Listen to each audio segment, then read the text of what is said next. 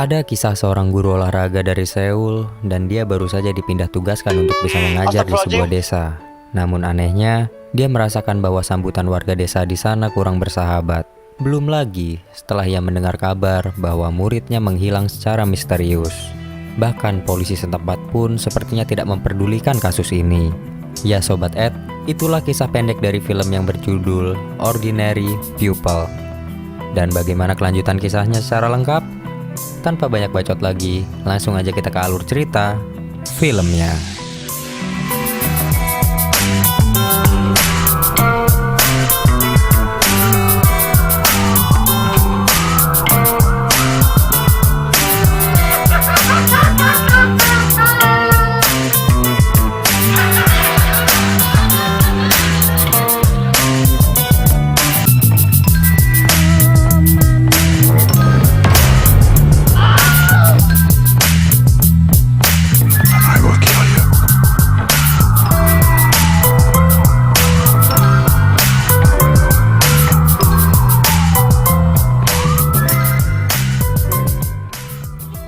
Berawal di sebuah jembatan, terlihat seorang perempuan yang bernama Soyun sedang berjalan dengan raut wajah depresi.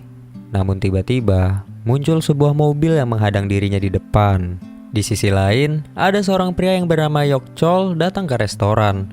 Ia memarahi teman-temannya di sana, lantaran Yokchol menganggap bahwa guru yang melatih anaknya itu seorang penipu.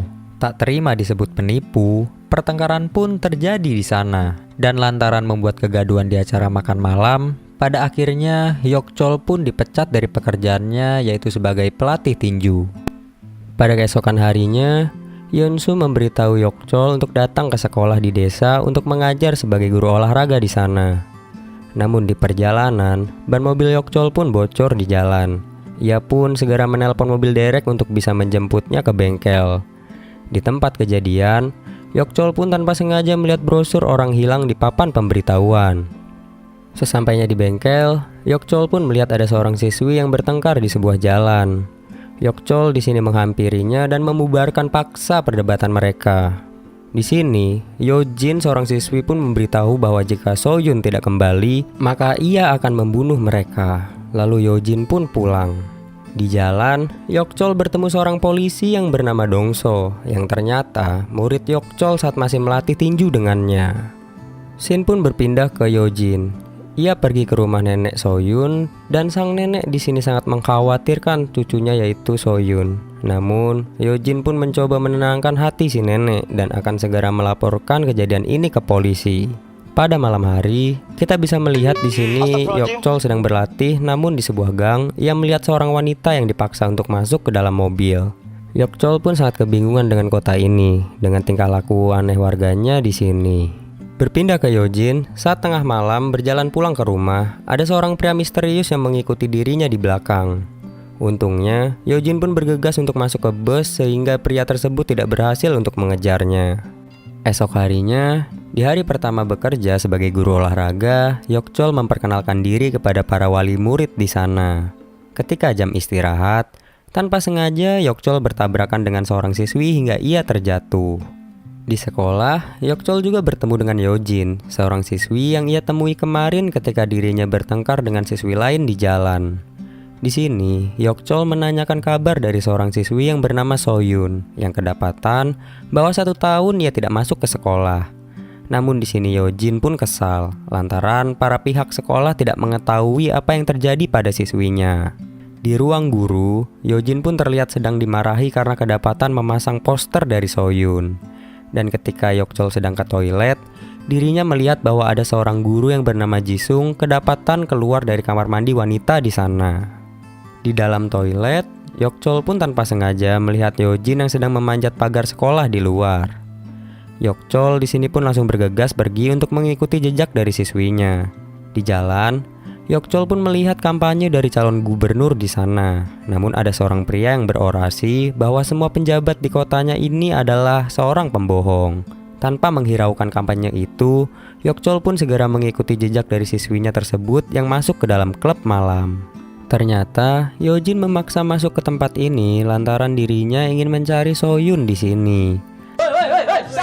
Hampir saja perkelahian pun terjadi di sini, dan untungnya Yokchol pun datang tepat waktu untuk membawa siswinya pulang. Agak jelas lu. Di luar klub, Yokchol pun dihampiri oleh seorang wanita di sana. Dan di sini, Yojin menanyakan tentang keberadaan Soyun. Dan si wanita pun menjawab bahwa jika ingin tahu informasi lanjutnya, silakan bertemu dengan Madam Iseul. Di mobil, Yojin berkata pada Yokchol bahwa dirinya akan terus mencari keberadaan Soyun. Di sini, Yokchol pun berkata bahwa ia akan melapor kasus ini kepada polisi karena ia punya teman yang menjadi polisi di kota ini. Di sisi lain, pria yang bernama Sogwak sedang menjamu detektif di bar agar polisi tidak ikut campur dengan bisnis yang ia telah jalankan. Saat di perjalanan pulang, ternyata ada sebuah mobil yang mengikuti langkah Yojin di jalan. Tiba-tiba, ada seorang pria datang lalu menyekap Yojin dari belakang. Di saat Yokchol belum jauh dari tempat Yojin, ia pun melihat bahwa ada ponsel Yojin yang tertinggal di mobilnya. Tanpa pikir panjang, Yokchol pun segera putar balik untuk mengembalikan ponsel Yojin. Tapi tidak disangka-sangka, ketika di jalan, ia melihat siswinya yang tergeletak di jalanan akibat ulah pria yang berniat jahat terhadapnya. Yokchol pun bergegas membawa siswinya itu ke rumah sakit, dan di sana ada detektif yang ikut datang dan ia berkata bahwa akan menelusuri kasus ini. Di rumah sakit juga, Yokchol bertemu dengan Dongso. Ia menanyakan kasus orang hilang yang bernama Soyun kepadanya. Namun, Dongso pun menjawab bahwa membuat surat kasus ini harus butuh persetujuan dari seorang wali. Keesokan harinya, Yokchol pun pergi ke rumah nenek Soyun untuk menandatangani surat orang hilang. Dan surat pun diberikan kepada Dongso. Namun, akibat dia terlalu lama mengurus surat itu, Yokchol pun sampai terlambat datang bekerja. Dan saat istirahat, Yokchol bertanya kepada guru lain perihal hilangnya Soyun. Namun, jawaban si guru pun terlihat seperti tidak peduli dengan kasus ini. Kemudian, Yokchol pun bertemu dengan Yojin. Yojin pun berkata bahwa dirinya harus bergegas mencari Madam Iseul. Di sini, Yokchol melarang tindakannya karena dirasa sangat berbahaya. Berpindah ke scene Dongso, ia pun ditegur oleh atasan perihal dirinya dilarang membuat surat laporan orang hilang tersebut. Di sekolah, Yokchol melihat Yojin sedang berjalan berdua dengan guru Jisung. Dan di kamar mandi wanita, Yokchol melihat sebuah asap di jendela. Yokchol pun bergegas ke sana dan menyuruh para siswi nakalnya untuk masuk ke kelas. Namun di toilet, Yokchol melihat bahwa ada sebuah kamera yang dipasang tersembunyi di sini. Yokchol pun lalu bergegas memberitahu atasan perihal adanya kamera itu. Namun atasan malah memarahinya akibat tindakan dia melapor polisi perihal kasus Soyun. Namun, Yokchol di sini penasaran dengan isi rekaman kamera itu. Ketika diputar, ia pun terkejut karena ia melihat bahwa guru Jisung lah yang memasang kamera itu. Yokchol pun bergegas untuk ke meja kerja Jisung, dan ketika ia mencek laptop Jisung, Yokchol pun kaget di sini. Ternyata, di sana muncul percakapan antara Jisung dan juga Soyun. Dan pesan terbaru di percakapan itu ketika Jisung hendak menjemput Yojin. Karena dirasa tidak baik-baik saja, Yokchol pun bergegas mencari Yojin. Dia juga menelpon Dongso di sini namun tidak bisa dijawabnya lantaran dia sedang dimarahi atasannya. Di dalam mobil, Yojin bertanya perihal keberadaan Soyun kepada Jisung. Dan sesaat saat telepon Yojin berdering karena ditelepon Yokchol, tiba-tiba Yojin pun dibogem oleh Jisung. Haduh, lelaki manis berhati iblis nih. Yojin pun disekap di ruangan, dan di ruangan itu Yojin melihat ada ponsel milik Soyun di sana. Dan tanpa membutuhkan waktu lama, Yokchol pun datang ke rumah Jisung, dan tanpa basa-basi, Jisung pun dihajar habis-habisan di sini. Jisung meminta maaf, namun dia diinterogasi oleh Yokchol perihal ponsel Soyun yang ada di ruangan itu. Namun saat ditanya tentang keberadaan Soyun, Jisung pun menjawab bahwa ia hanya mengantarkannya saja ke suatu tempat. Namun ketika ia kembali, Soyun pun menghilang dengan meninggalkan ponsel miliknya di toilet. Jisung pun dibawa ke kantor polisi untuk dimintai keterangan lebih lanjut. Di sini, Yokchol memohon kepada polisi agar memecahkan kasus ini, dan ia pun membawa barang bukti kamera dan ponsel milik Soyun di sana. Berpindah ke scene Sogwak, polisi menelponnya dan berkata bahwa ada seorang guru olahraga yang bernama Yokchol sangat perlu diwaspadai akibat dia sudah tahu jejak dari Soyun. Sogwak pun langsung memberitahu Gubernur Kim atas masalah itu. Ia pun segera meminta bawahannya itu untuk segera menyelesaikan masalahnya. Di keesokan harinya, Yok-chol pun dipanggil ke ruangan oleh Gubernur Kim. Di sana, Kim pun mengeluarkan surat pemecatan, padahal Yok-chol tidak melakukan kesalahan sama sekali. Yok-chol pun sangat curiga dengan tingkah laku seorang calon pemimpin di sini. Saat termenung di balkon rumah, Yok-chol pun mendengar kabar dari Dong-su perihal keberadaan Soyun.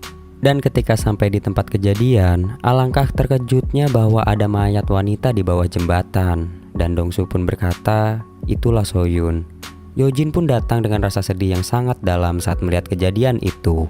Di kantor polisi, Dong-su pun ingin mencari barang bukti yang diberikan oleh Yok-chol. Namun, Dong-su pun ketahuan oleh polisi yang ternyata korup di sana. Yok-chol dan Yojin pun pergi ke rumah sakit untuk menjenguk nenek Soyun yang ternyata sedang sakit memikirkan cucunya yang tidak pulang ke rumah. Dong-su pun menghubungi Yok-chol ketika masih di rumah sakit. Ia memberikan informasi perihal Soyun yang berkomunikasi dengan Madam Iseul di percakapan ponselnya. Namun saat pembicaraan berlangsung, tiba-tiba saja Dong-su dipukul hingga pingsan lalu mereka mengambil ponsel itu. Yok-chol pun berpamitan dengan Yojin dan ternyata ia keluar pergi ke klub tersebut dengan niat menemui Madam Iseul. Setelah bertemu dengan Madam Iseul, Yok-chol pun menanyakan kasus yang menimpa Soyun dan ia pun menjawab bahwa dulu Soyun di sini akan dijadikan budak seks oleh Gubernur Kim untuk memuaskan nafsu komisaris polisi setempat. Namun Soyun pun berhasil kabur melarikan diri. Selang beberapa lama, anak buah Sogwak pun datang dan mengepung tempat ini, berniat untuk menghabisi Yok-chol di sini. Tapi masalah sekecil ini sih bagi Yok-chol pun sangat mudah diatasi. Yok-chol pun menggali informasi kasus Soyun dan ia baru tahu jikalau Jisung ialah anak dari Gubernur Kim. Yok-chol pun bergegas untuk pergi menemui Yojin. Di perjalanan, ia ditelepon oleh Dong-su perihal Jisung sudah dibebaskan semalam. Dan benar saja, Yojin pun dalam bahaya di sini. Flashback saat pembunuhan Soyun, ternyata dalang dari semua kejahatan di kota ini ialah Jisung dan juga Gubernur Kim. Ia memperalat Jisung untuk menculik Soyun sebelumnya. Dan saat keadaan genting yang terjadi di rumah Gubernur Kim ini terjadi, Yok-chol pun datang masuk dan menghajar habis-habisan Jisung di sini.